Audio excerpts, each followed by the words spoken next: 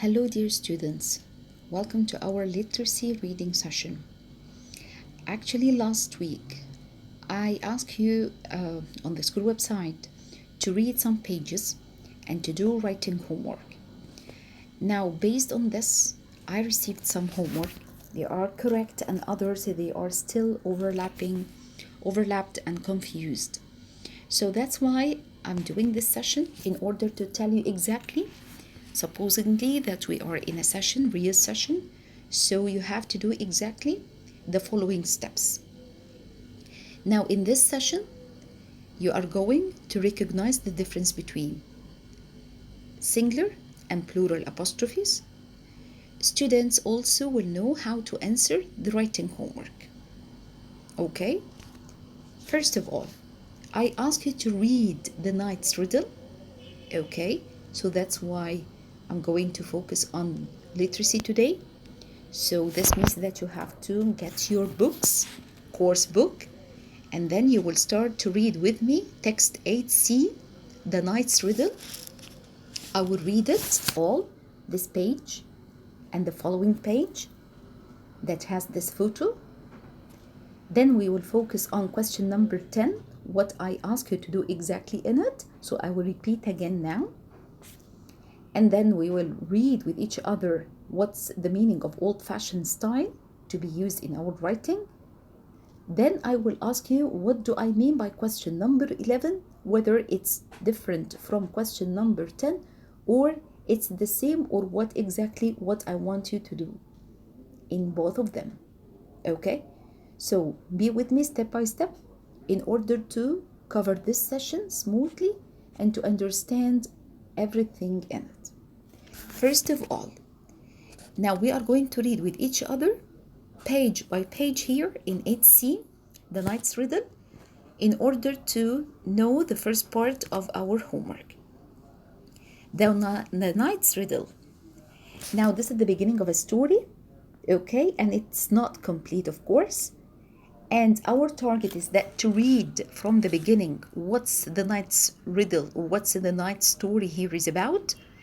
And we are going to focus on the quest features of using language, description, character, and everything in order to be used in our writing homework. So let's do the first step, to read with each other the night's riddle. Okay. One winter's day, the king was hunting in the forest with his men when a white deer stepped into view. "Keep still, everyone," said the king. "I intend to kill this deer myself." Holding his bow in one hand and his arrows over his shoulder, the king crept up on the deer until, deep in the heart of the forest, he slew the deer with one shot. As the animal fell, a tall figure stepped from the shadows. "How fortunate for me that we meet this way, with your arrow released from your hand so it cannot harm me," boomed the voice of a strong and mighty knight. "For many years you have slandered my name and done me wrong. Now it's time for me to get my revenge." Before continuing the next page, we want to focus here on the beginning and the usage of words and the characters of the quest story. Now, first of all, writing a quest, you have to go back to last week's video in order to remember and to revise the quest features and how can I write it step by step.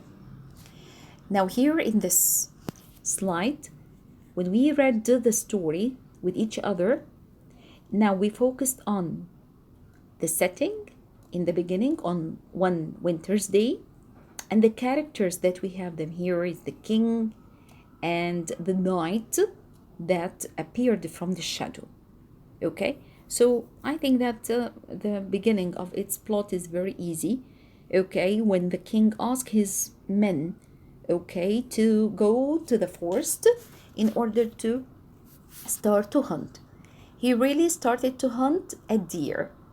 And the weapons or the tools that he used are the bow and the arrows. As he did this shot, okay, he found a kind of a shadow that stepped there, and it was a tall figure. Okay, so the description of the knight is, well, it was about a tall figure, and it stepped from the shadows, because the meaning of the step of the shadows means that it gets an advanced movement. And you know that when I have a shadow, the shadow, like your shadow, when you are walking in the street, you find the figure itself is maybe bigger than you yourself. If you are like a tiny small one, so the shadow means it's a big, okay, shape or figure.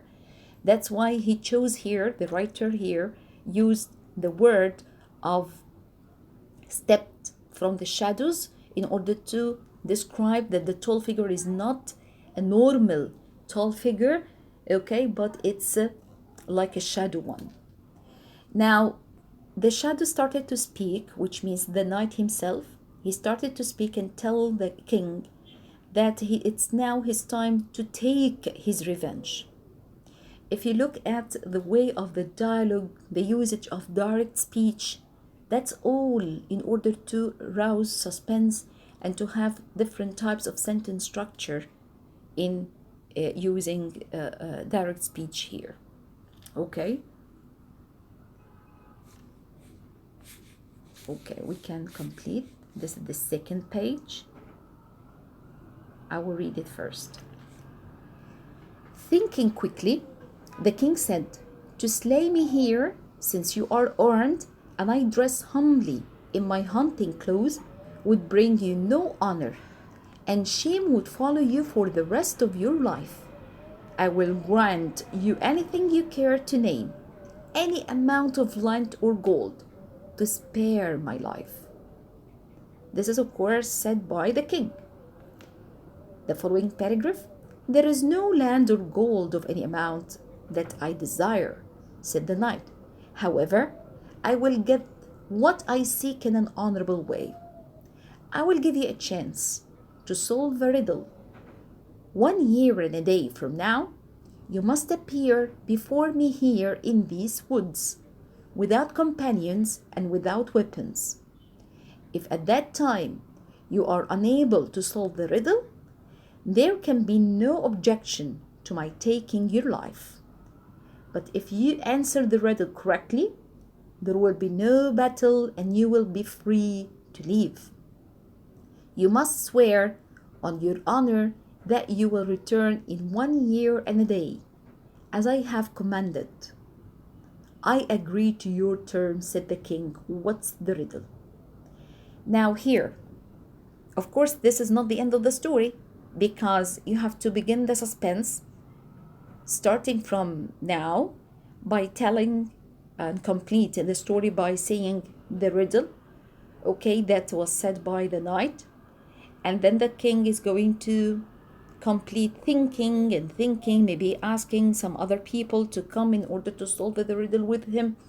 And he will take his time, okay, because it's either to solve the riddle, okay, that the knight said to him, and he would appear after 1 year and a day in the same place in the woods, or otherwise there will be a battle, okay? So you can do this or that.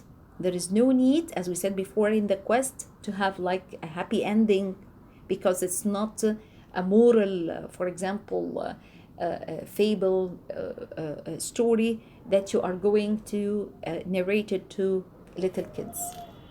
Now, what happened here? That using still the direct speech, okay, conversation between the king and the knight, when I have to some usage of old-fashioned words, like for example, slay, to slay me here. The word slay me here, it means to kill me here or to murder me here. Since you are armed and I dress humbly in my hunting clothes, would bring you no honor, and shame would follow you for the rest. of your life.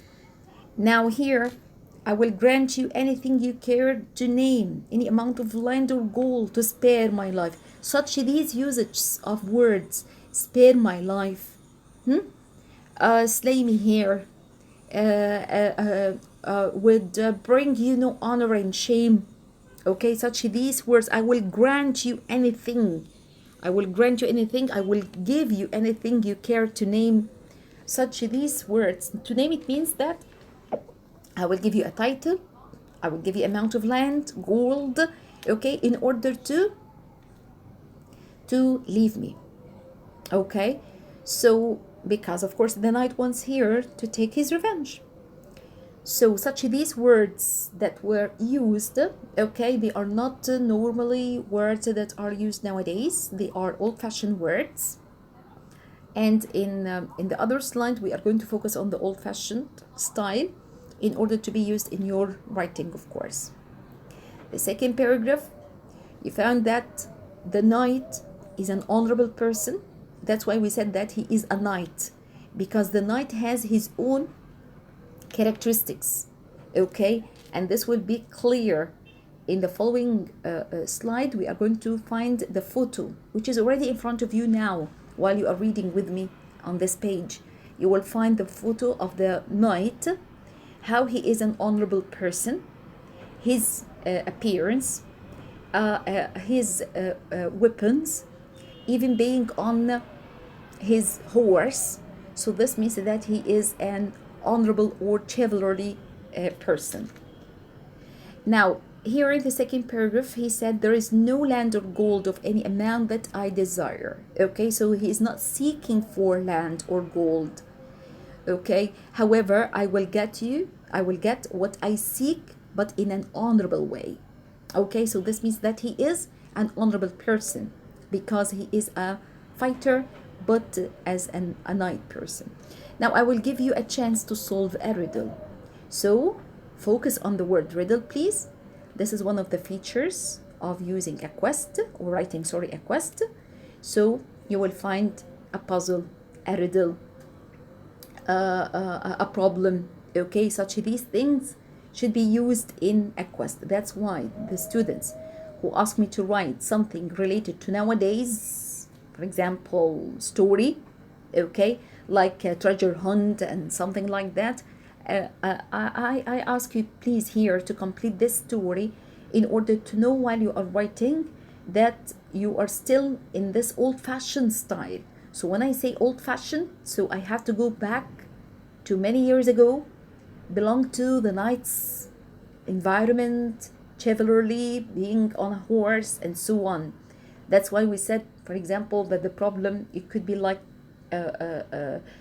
something related to a chest of jewelry, okay, or to do a quest. And a quest means that you will get into a journey, okay, or you will get into a kind of a journey, or a kind of a problem that you're really trying to solve it, and you will find it in a way of a chest, or it's not a real box. So that's why we said chest, okay, of jewelry, of having some tools, like for example a map, like for example a bow, arrows, okay, a compass, okay. So such these things were used long years ago. So this means that you cannot write the quest of your homework here, okay, in about nowadays quest or nowadays places.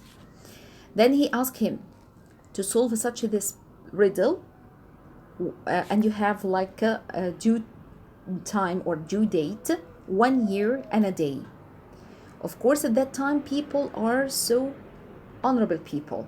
So when he gave him, okay, he gave him a promise, and he said that he had to be here but without companions and without even weapons, because he had to tell him whether he solved the problem or not. If that happened, you are unable to solve the riddle, there can be no objection to my taking your life. It means that I will take your life if you cannot solve the problem or the riddle that I will tell you about. because I give you like one year and a day. Okay, but if you answer the riddle correctly, so there will be no battle and you will be free to leave. And you must swear, because you know that swearing means that to promise, and all people have to fulfill their promises. So you must swear on your honor that you will return in 1 year and a day. I agree to your terms. This is the king's reply. What's the riddle? So the first part of your homework that I ask you to do, this is of course the photo that is in front of you to show the knight. Okay, his appearance, wearing his mask, shield. He has already the bow at the back of him. Okay, the arrow, it's at the top. He was holding it onto his left hand, and it's coming onto the side of the head of the house, a horse. Okay, and this is actually the horse. Now here, the first question number 10. When I ask you, please answer it. Now you will draft and continue the story. It's not really to continue the story. What does it mean? Because I know that this sentence maybe confuse you while you are solving it. He asks you here, please, to draft and to complete and to write. What sort of riddle was it? You have to think about it. If you cannot think about something, you can surf on internet in order to read old-fashioned riddles. Okay, in order to pick one of the riddles. And actually any riddle, you have to know the solving of it. You cannot even focus and draw a riddle and write about a riddle that cannot be solved. Why I say that it should be solved? Because, for example, if you will continue this story and say the riddle, so the king had to spend long time and had to ask some people, like for example wise people. Those are the new characters that here in the question ask you to draw them and to focus on them. Like wise people, you don't have the judge at that time, but you can ask for wise people from the church, so that they are honorable people and they have experience.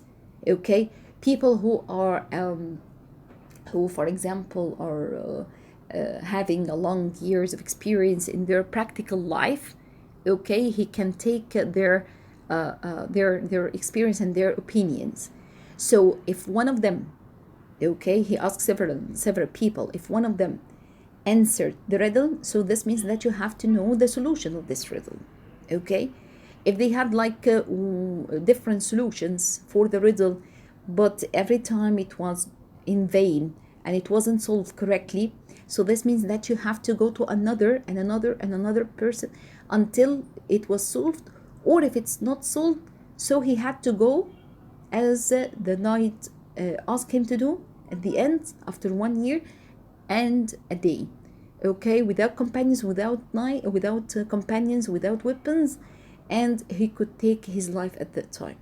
Okay, maybe the knight just ask him to do something like this and to think about the answer of the riddle, because it has a message behind it. Because this riddle could be like a way to protect his country. Maybe the king was a cruel person and he couldn't protect his country well, and he put his country into a dilemma, into a war with another country, and he spent all the money on the weapons and on on his knights and on the war. So the knight came in order to give him a lesson, or a moral lesson, but in indirect way, maybe. Okay, so here I ask you to draw the characters that need to speak and to behave. The plot itself should be in chronological order. The style that you will use is old-fashioned one. Okay, and now on the following slide we are going to focus on the meaning of the old-fashioned. Old-fashioned means choosing the vocabulary, the prehistoric vocabulary. When I say, for example, slay for kill, oath for promise, grant for allow. Okay, when I say grant to give something for allowing him, oath for promise, oath means a promise or a contract. Slay for kill, okay, it means that to kill. Okay, so each one has a meaning. A grant, it means allow. An oath, it means a promise. A slay, it means kill. So such these words or language of fairy tales and legends used at medieval times, and it's not used nowadays. Exactly when you use and draw your characters and settings belongs to the forest, to the woods, or knights, battles, arrows, gold. Such these things are not used in nowadays stories. So this is the meaning of old-fashioned, and this is the old-fashioned style that should be used in quest story. So this is the first homework that I asked you to do last week, to complete the Knight's Riddles story. In order to say the riddle, don't say something which is something easy or something like not logical one. So you can surf on internet and write down old-fashioned riddles at medieval time, for example, so that you can read the riddle, and each riddle has its solution, of course. And you are going to let the king be in conflict, and he would ask the people in church, people in charge, people, wise people, for example, in different areas in his country, okay, in order to try to solve the riddle.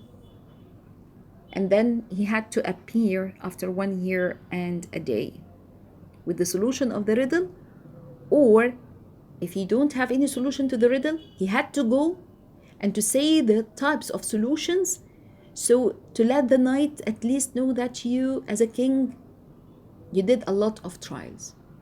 Now, another question, maybe you have this question into your mind, which voice or which person you are going to complete the story. Of course, you will complete the story here as if that the knight is speaking and the king is speaking and so on. So you are the author and you will complete it. So this will be in the third person. The author said blah, blah, blah, blah, blah. Okay? Okay, so the author is not going to say this by himself. No, you will write it as if that you are the author. And you will complete saying that the king was thinking a lot. And he asked the church people or the persons in charge in his court. Okay? And he asked the chief of the knights, okay, to bring him the wise people. First day he brought to him 5 people or 5 old people of 90 years each, for example, and he started to listen to their riddles and the solutions the solutions, okay, for such that riddle. So the most important thing is that to think of the riddle itself, because this riddle would be a riddle said by the knight, and then you will find the ways that the king start to think about and to ask the other people in order to solve the riddle in different ways. Okay? Don't forget the old-fashioned words and style. Now here in question number 11, this is something else. Okay? This is another writing. Now you are going to write your own quest. Okay? You are going to write your own quest. And here are the questions that you can put them in front of you in order to ask yourself, is your quest or your writing attractive one or not? By what? First of all, does it have a title? Now, did you mention the name of a country? Did you describe the appearance and qualities of the hero? Did you give them names? Are the names related to the kind of the experience or the story plot? Now, have you created the evil or enemy? Because of course you are not going to write perfect characters or only good characters. Now, what's the objective of the quest? Is it clear? What is it called? Does it have, for example, a riddle? Or does it have a battle? I have so many things in writing the quest. I have a lot of features. So consider that these are the features that are in front of you. Does it have a contest, a battle? Now, is there any spell or prophecy? Because when you have a spell or prophecy, okay, or a promise, so this means that it belongs to the old-fashioned style. Okay, is the character here real character by your type of description, giving him characteristics of being a hero, of being a chivalry, or like a knight? Okay, did he meet any other person on his way in order to help him? So here, this is another type of writing, another story. You are going to write it, okay, with the elements of, or the features of, writing a quest. That's all will be done in your writing copybook, and this can help you actually, okay, in writing the quest story smoothly. So please don't hesitate and write your own story. After writing, of course, the first question, which is question number 10, this is the continuation of the previous story, but this one is a new story. You are going to write it, and you have here the guiding questions that you will keep them in front of you in order to start to write the draft, starting from the title till the end of the story. Okay, I'll be waiting for your homework, and actually you are going to write it down and send it on the school website assignment, okay, or to scan it and send it to me. Thank you. We'll be waiting for any questions from you. Thank you.